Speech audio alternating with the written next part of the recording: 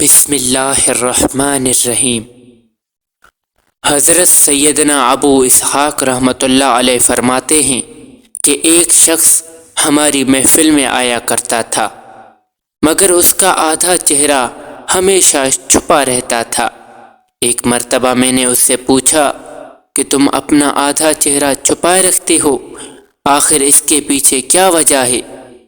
مجھے اس سے آگاہ کرو۔ اس نے کہا، اگر آپ نے اجازت دی تو میں اس معاملے کا آپ کو بتاؤں گا۔ میں نے کہا کہ بتاؤ، اصل معاملہ کیا ہے؟ اجازت ملنے پر اس شخص نے اپنی عبرتناک داستاں کچھ اس طرح سنائی کہ میں کفن چور تھا۔ میں نے کئی قبروں سے کفن چرائے۔ جب بھی کسی نئی قبر کے متعلق معلوم ہوتا تو فوراً وہاں پہنچ کر کفن چرا لاتا۔ ایک مرتبہ ایک عورت کا انتقال ہو گیا۔ جب اسے دفنایا گیا تو میں نے رات کو قبرستان پہنچا اور قبر کھودنا شروع کر دی۔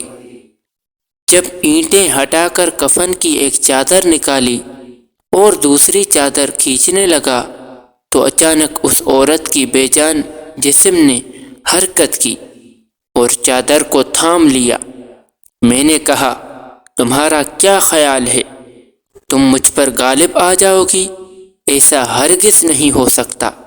یہ کہہ کر میں گھٹنوں کے بل بیٹھ گیا اور پوری قوت سے کفن کھینچنے لگا۔ یکایک اس عورت نے ایک زوردار تھپڑ میرے منہ پر جھڑ دیا، جس کے درد کی شدت سے میں بے قرار ہو گیا اور میرے چہرے پر بہت زیادہ جلن ہونے لگی۔ یہ کہہ کر اس کفن چور نے اپنے چہرے سے کپڑا ہٹایا تو اس کے گال پر انگلیوں کے نشان بالکل واضح طور پر نظر آ رہے تھے۔ میں نے کہا کہ اچھا پھر کیا ہوا؟ اس نے کہا، پھر میں نے چادر واپس اس عورت پر ڈال دی اور جلدی قبر پر مٹی ڈال کر برابر کر دیا اور پختہ ارادہ کر لیا کہ جب تک زندہ رہوں گا کبھی بھی کفن نہ چراؤں گا۔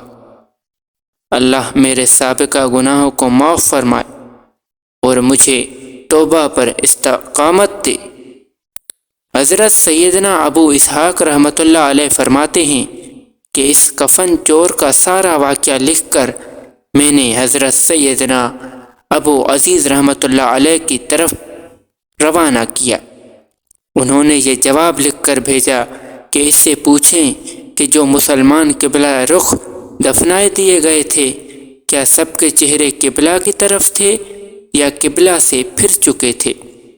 میں نے کفن چور سے یہی سوال پوچھا تو اس نے کہا کہ میں نے جن لوگوں کے کفن چرائے ان میں سے اکثر کے چہرے قبلہ سے پھر چکے تھے۔ حضرت سیدنا ابو اسحاق رحمۃ اللہ علیہ فرماتے ہیں کہ میں نے یہ بات لکھ کر حضرت ابو عزیز رحمۃ اللہ علیہ کی خدمت میں بھیجی تو انہوں نے جواب میں یہ تحریر بھجوائی کہ اسحاق رحمۃ اللہ علیہ جن لوگوں کے چہرے قبلہ سے پھر چکے تھے ان کا خاتمہ ایمان پر نہیں ہوا۔